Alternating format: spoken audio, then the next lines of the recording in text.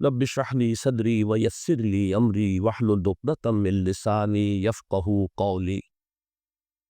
اللهم ربنا الهمنا رشدنا واعذنا من شرور انفسنا. اللهم ارحمنا بالقرآن العظيم. اللهم اجعله لنا اماما ونورا وهدى ورحمة.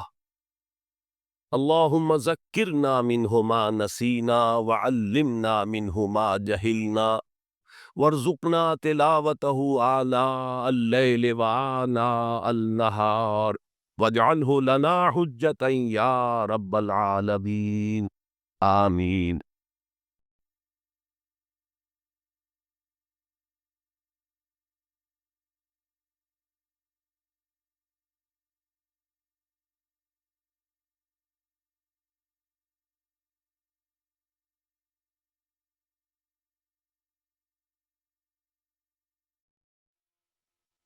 سورۃ الفجر۔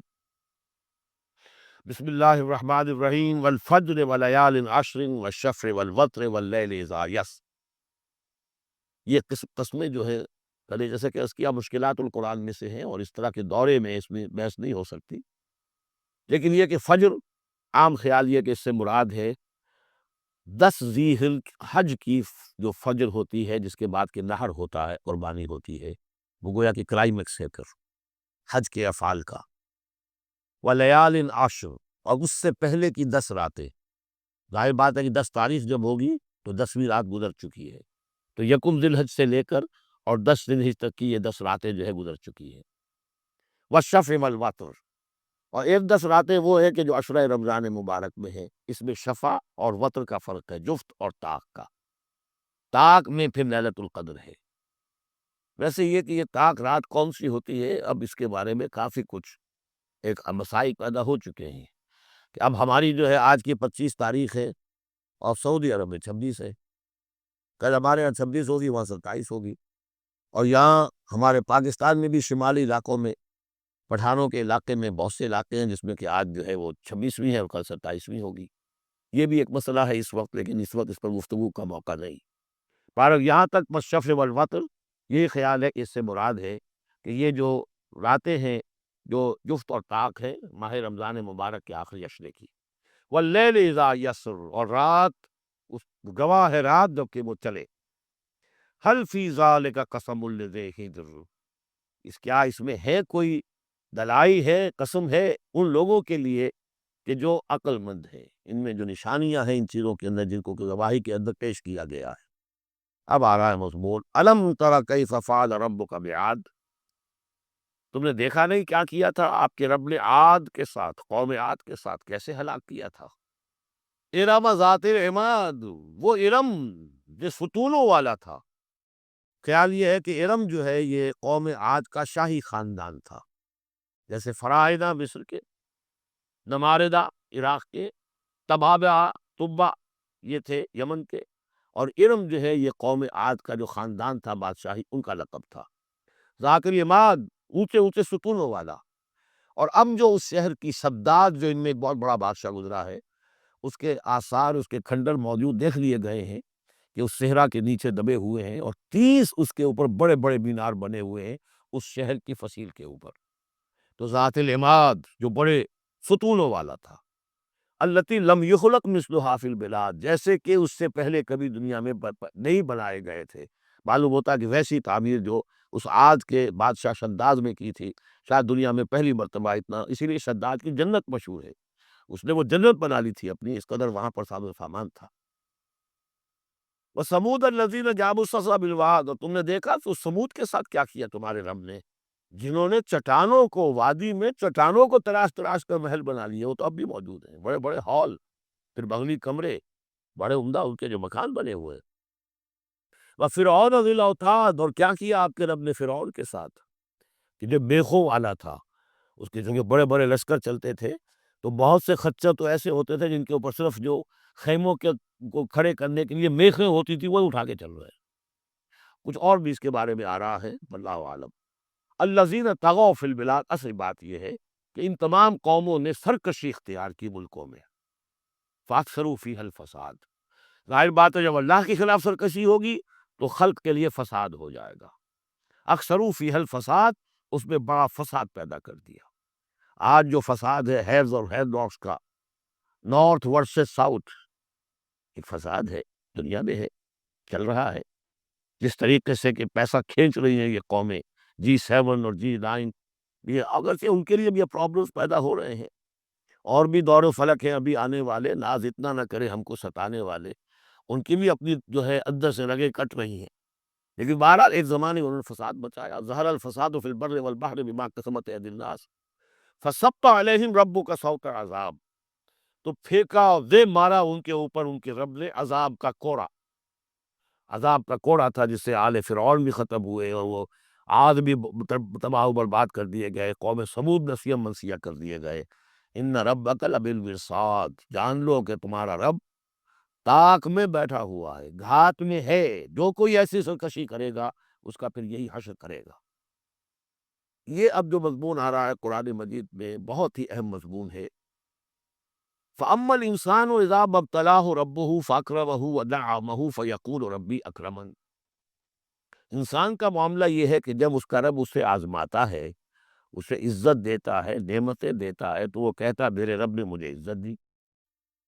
وَأَمَّا إِذَا مَا ابْتَلَاهُ فَقَدَرَ عَلَيْهِ رِزْقَهُ، جب اسے آزماتا ہے اور اس کا رزق جو ہے اس پر تنگ کر دیتا ہے، راشننگ کر دیتا ہے، تھوڑا تھوڑا دیتا ہے، فَيَقُولُ رَبِّي أَهَانَنِ، تو وہ کہتا ہے میرے رب نے مجھے ذلیل کر دیا۔ کلا، ایسا نہیں ہے۔ آپ کو کیا خرابی نظر آئی اس میں؟ کوئی شرک نہیں ہے۔ اس نے یہ تو نہیں کہا کہ مجھے نعمتیں دی ہے تو کوئی لکشمی بائی کی کرم کی کرپا ہو گئی ہے، یہ تو نہیں کہا۔ اللہ نے، میرے رب نے مجھے عزت دے دی، اور اگر کہیں تنگی آ گئی ہے تو یہ میرے رب نے مجھے ذلیل کر دیا۔ توحید تو مکمل ہے نا یہاں، کہ کسی اور دیوی دیوتا، کسی اور الہہ کا تذکرہ نہیں ہے، رب ہی نے مجھے عزت دی، رب ہی نے مجھے ذلیل کیا۔ تو عز من تشاء و تذل من تشاء، اے اللہ تو ہی ہے جس کو چاہتا عزت دیتا ہے، جس کو چاہتا ذلیل کر دیتا ہے۔ تو کیا خرابی کیا ہے اس میں؟ اس میں خرابی یہ ہے کہ اس دنیا میں جو کچھ تمہیں ملتا ہے تم اسے عزت مت سمجھو، یہ امتحان ہے، اور اگر کبھی تنگی آتی ہے اسے ذلت میں سمجھو، یہ بھی امتحان ہے۔ یہ برابر ہے، یہ تم نے اسے عزت سمجھا، دھوکا کھا گئے، اس کو ذلت سمجھا، دھوکا کھا گئے۔ چاہے توحید انٹیکٹ ہے آپ کی، لیکن توحید جو ہے وہ تو یوں سمجھیے کہ جڑ بنیاد ہے نا ہدایت کی، اس سے اوپر بھی تو منزلیں ہیں ہدایت کی کہ نہیں۔ یہ امتحان ہے۔ ایک لفظ جو کامن ہے، اذا مبتلاہ ربہ فاکرمہ، جب اسے ابتلا میں ڈالا اور ابتلا میں عزت دی۔ دیکھیں اب کرتا کیا ہے، صبر کر، یہ شکر کرتا ہے، اپنی جو بھی ہم نے اس کو نعمتیں دی ہیں وہ حقداروں کو ان کے حق ادا کرتا ہے کہ نہیں کرتا ہے۔ یہ عزت نہیں ہے، عزت تو تب ہوگی جب تم اس امتحان میں پورے اترو گے۔ ذالک یوم التغابن، وہ تو قیامت میں پتہ چلے گا کہ کس کے لیے عزت تھی، کس کے لیے نہیں۔ کسی کو تنگی دی ہے تو یہ ذلت نہیں ہے، دیکھنا ہے صبر کرتا ہے کہ نہیں کرتا۔ کہیں یہ بالکل مستر ہو کر اور اپنی عزت نفس جو ہے ہتھیلی پر رکھ کر لوگوں کے سامنے مانگنے کے لیے تو نہیں نکل جاتا، پتہ چل گیا نا۔ تو یہ امتحان ہے۔ تو پہلا درجہ سمجھیے کہ چاہے فراوانی ہو، عیش ہو، آرام ہو، دولت ہو، یہ بھی امتحان، تکلیف ہے، رنج ہے، محنت ہے، مشقت ہے، اسرت ہے، تو یہ بھی امتحان، دونوں برابر ہو گئے۔ اب بھی ہدایت اس سے اوپر بھی ہے ایک۔ ہمارے دل میں یہ چور رہے گا پہلا امتحان آسان ہے دوسرا مشکل ہے، نہیں، حقیقت اس کے برعکس ہے۔ پہلا مشکل ہے، یہ دولت میں رہ کر بھول جانے کا آپ کے اندر زیادہ امکان ہے۔ الہا، بے شک میری حدیث آپ کو سنائی تھی، ما قل و کفا خیر مما کثر و الہا، اگر زیادتی ہوگی، دولت ہوگی، تم اللہ کو بھول جاؤ گے تو زیادہ سخت نقصان یہ ہے، زیادہ بڑا امتحان یہ ہے۔ اور اگر ناپ تول کر مل رہا ہے تو ہمیں اللہ یاد رہے گا، یہ ہلکا ہے، در حقیقت وہ ماری ہے۔ اور اسی میں وہ واقعہ لوٹ کر لیجیے امام احمد ابن حنبل رحمۃ اللہ علیہ کا، کہ جب وہ بار پڑ رہی تھی کہ جس کے بارے میں الفاظ ہے کہ ہاتھی کو بھی وہ بار پڑتی تو بل بلا اٹھتا، اس وقت آنکھوں میں آنسو نہیں آئے۔ کب آئے؟ جب بادشاہ وقت، خلیفہ وقت کا ایلچی آیا ہے اشرفیوں کے توڑے لے کر کہ یہ بادشاہ نے آپ کے لیے نذرانہ بھیجا ہے، تب رو پڑے، اے اللہ میں اس امتحان کے قابل نہیں ہوں، یہ امتحان سختر ہے۔ تو یہ ہے درجہ بدرجہ، لَتَرْكَبُنَّ طَبَقًا عَنْ طَبَقٍ، تو ہدایت کے بھی یہ درجے ہیں۔ پہلا درجہ تو یہ ہے کہ جو بھی ہے اللہ کی طرف سے ہے، تنویع ہے تو اللہ کی طرف سے، اور فراوانی ہے تو اللہ کی، یہ توحید تو پوری ہو گئی آپ کی، اللہ کی طرف سے ہے۔ لیکن اس میں اب آگے درجے ہیں کہ یہ امتحان ہے، یہ بھی امتحان، وہ بھی امتحان، اس اعتبار سے دونوں بھی امتحان ہے، یہ دونوں برابر ہے۔ اس سے بھی اوپر یہ ہے، وہ امتحان مشکل ہے فراوانی والا، اور یہ امتحان جو ہے یہ آسان ہے۔ فَأَمَّا الْإِنسَانُ إِذَا مَا ابْتَلَاهُ رَبُّهُ فَأَكْرَمَهُ وَنَعَّمَهُ فَيَقُولُ رَبِّي أَكْرَمَنِ وَأَمَّا إِذَا مَا ابْتَلَاهُ فَقَدَرَ عَلَيْهِ رِزْقَهُ فَيَقُولُ رَبِّي أَهَانَنِ كَلَّا۔ لیکن چونکہ تمہاری ذہنیت یہ ہے، لہذا تمہارا طرز عمل کیا ہے؟ بل لا تکرمون الیتیم، تم یتیم کی عزت نہیں کرتے، ولا تحاضون علی طعام المسکین، تم مسکینوں کو، غریبوں کو کھانا کھلانے پر ایک دوسرے کو اکساتے بھی نہیں ہو، خود تو کیا کھلاؤ گے؟ اس لیے کسی اور سے اگر کہہ دیں گے تو وہ پلٹ کر کہہ دے گا تم تو نہیں کھلا دیتے، لہذا بہتر یہ ہے کہ خاموشی ہو۔ ولا تحاضون علی طعام المسکین وتاکلون التراث اکلا لما، اور تم چاہتے ہو کہ ساری وراثت اور میراث سمیٹ کر تم ہی ہڑپ کر جاؤ۔ وہ رواج وہاں پر یہ تھا، ہندوؤں میں تو اب تک بھی شاید ہے کہ وہ باپ بیٹا جو ہے بس وہی وارث ہے، باقی کسی کا کوئی حق ہوتا ہی نہیں۔ یہ تو قرآن نے دیا ہے تفصیلی قانون وراثت۔ باقی یہ ہے کہ جس شخص کا ہاتھ پڑ گیا، جس میں دو بڑا کوئی طاقتور ہے، وہ چھوٹے بہن بھائیوں کو کیا دیتا تھا؟ کچھ بھی نہیں۔ تم چاہتے ہو کہ ساری میراث تم جمع کر کے ہڑپ کر دو۔ وَتُحِبُّونَ الْمَالَ حُبًّا جَمًّا، اور مال سے تو تم محبت کرتے ہو ٹوٹ کر، وہ تو گویا کہ کوٹ کوٹ کر بھری ہوئی ہے تمہارے دل میں۔ کلا، یہ دو صورتیں اس اعتبار سے ان کو ذہن میں رکھیے کہ خاص عرب کا جو ایک معاشرہ تھا، اس کا ایک کلچر تھا، اس کی ایک ثقافت تھی، اس کی تصویر ہے جو ان دونوں صورتوں میں آ رہی ہے۔ ایک ان کا اپنا ثقافت کا، ان کا ماحول، غریبوں کو کھانا کھلانا، یہ ان کے ہاں سمجھا جاتا تھا اچھا کام ہے۔ لیکن یہ کہ جو لوگ دولت کی محبت میں مطلع ہو گئے، وہ کیسے کریں گے اس کو؟ اور جو بھی وہاں پر ہو رہا تھا، زوردار تو جو بھی ہے طاقت والا، سب تو سمیٹ لیتا تھا۔ کلا اذا دکت الارض دکا دکا، اس آیت کے ترجمے دو بھائیوں نے علیحدہ کیے۔ دو بھائی کون؟ امام الہند شاہ ولی اللہ دہلوی کے فرزندان گرامی رحمت اللہ علیہ و رحمت اللہ علیہ کے ماں، باپ پر بھی رحمت ہو اللہ کی اور دونوں بیٹوں پر بھی۔ یہ بوجھ قرآن نے شاہ عبد القادر صاحب نے ترجمہ کیا ہے، جبکہ زمین کو کوٹ کوٹ کر پست کر دیا جائے گا، ہموار کر دیا جائے گا۔ اذا دکت الارض دکا دکا، اور جو ان کے بھائی ہے شاہ رفیع الدین رحمہ اللہ، وہ کہتے ہیں کہ جبکہ زمین کو ریزہ ریزہ کر دیا جائے گا۔ اب عربی زبان کے اندر یہ سارے احتمالات ہوں گے، میں پہلے ترجمے کو ترجیح دیتا ہوں کہ زمین کو کوٹ کوٹ کر چپٹا کر دیا جائے گا، پھیلا دیا جائے گا۔ وَجَاءَ رَبُّكَ وَالْمَلَكُ صَفًّا صَفًّا، سورہ حاقہ میں آپ نے پڑھا تھا کہ فوفروز فَيَوْمَئِذٍ فَإِذَا انشَقَّتِ السَّمَاءُ فَكَانَتْ وَرْدَةً كَالدِّهَانِ، یہ تو ہم نے پڑھا سورہ رحمان میں۔ اور پھر یہ کہ وہاں پڑھا بھربھرا سا ہو جائے گا، وَالْمَلَكُ عَلَىٰ أَرْجَائِهَا، اس کے کناروں کے اوپر جو ہیں وہ فرشتے ہوں گے۔ وَيَحْمِلُ عَرْشَ رَبِّكَ يَوْمَئِذٍ، عرش ربک فوقہم یومئذ ثمانیہ، اور 8 فرشتے اس روز اللہ کے عرش کو لے کر اتریں گے۔ جاء ربک والملک صفا صفا، اس سے اندازہ ہوتا ہے کہ قصہ زمین برسر زمین ہی طے ہوگا۔ جو ہم نے کمایا، جو گنوایا، یہی کمایا، یہی گنوایا۔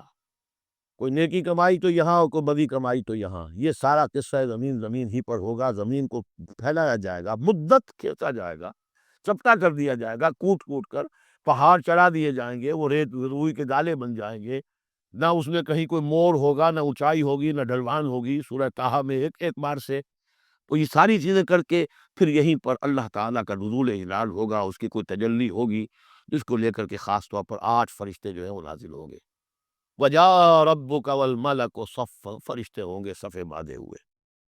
وَجِيءَ يَوْمَئِذٍ بِجَهَنَّمَ، اور لے آئی جائے گی اس دن جہنم بھی، اور جیسا کہ میں نے عرض کیا غالباً وہ اسی زمین میں سے نکل آئے گی۔ یہی جو اندر موجود ہے، جو لاوا نکلتا ہے کبھی، ان تمام جو بھی یہ آتش فشاں پہاڑ ہوتے، کہاں سے نکلتا ہے؟ یہ اندر ہے زمین کے۔ اگر اس کو کوٹ دیا جائے، اس کو کھینچا جائے تو وہی چیز ظاہر ہو جائے گی، سامنے آ جائے گی۔ واللہ عالم۔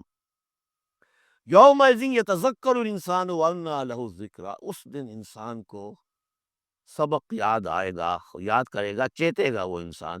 یہ شاہ صاحب کا لفظ تھا، چیتے گا انسان، یاد آ جائے گا اسے کہ وہ کیا کر کے لایا تھا یہاں پہ، اور اسے پوری نصیحت حاصل ہو جائے گی۔ لیکن اب یہ نصیحت کس کام کی؟ یومئذ یتذکر الانسان وانیٰ لہ الذکریٰ، اب یہ کس لیے؟ اب تو اس کا کوئی فائدہ نہیں۔ وہ تو دنیا میں اگر تم نے دیکھا ہوتا، سوچا ہوتا، حقائق تم پر منکشف ہوتے تو فائدہ تھا، یہاں تو نہیں۔ یقول یا لیتنی قدمت لحیاتی، وہ کہے گا ہائے کاش میں نے اپنی زندگی کے لیے کچھ آگے بھیجا ہوتا۔ یہ لفظ نوٹ کیجیے، حیاتی، میری زندگی تو اصلی یہ ہے، آج معلوم ہوا مجھے۔ میں تو دنیا کی زندگی کو زندگی سمجھتا رہا، وہ زندگی نہیں تھی، وہ زندگی کی تمہید تھی، وہ ایک امتحانی وقفہ تھا۔ چھانٹی کرنے کے لیے اللہ تعالیٰ نے تمہاری بڑی طویل زندگی میں، وہ زندگی برطرز اندیشہ سود و زیاں ہے زندگی، ہے کبھی جاں اور کبھی تسلیم جاں ہے زندگی، تو اسے پیمانہ امروز و فردا سے نہ ناپ، جاویداں پہ ہم دواں ہر دم جواں ہے زندگی۔ اس زندگی کا تھوڑا سا حصہ کاٹ لیا موت کا وقفہ ڈال کر، یہ ہے آپ کا ٹیسٹنگ پیریڈ۔ خلق الموت والحیات لیبلوکم ایکم احسن عملا، تو امتحان پاس کرتے ہو اچھے مستقبل کے لیے، اس امتحان کو پاس کرنا تھا اس آخرت کے لیے۔ اب وہ کہے گا یقول یا لیتنی قدمت لحیاتی، کاش کہ میں نے اپنی زندگی کے لیے کچھ آگے بھیجا ہوتا۔ فیومئذ لا یعذب عذابہ احد، تو اس دن وہ عذاب دے گا جیسا عذاب کوئی نہ دے سکے۔ لا یعذب عذابہ احد، اس کا سا عذاب نہ دے سکے کوئی اور۔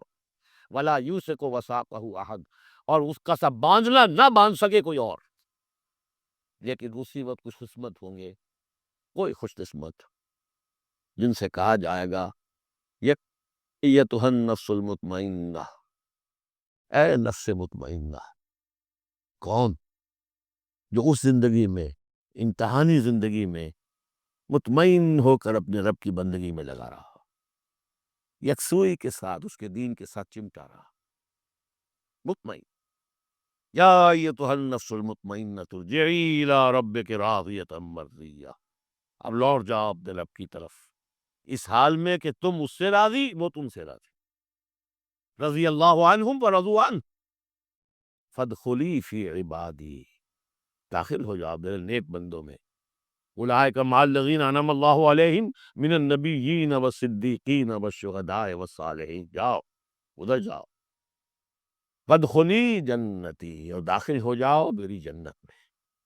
اللہم ربنا اجعلنا منہم، بڑی ہمت کرنی پڑے گی یہ کہنے کے لیے کہ پروردگار ہمیں ان میں شامل فرما دے۔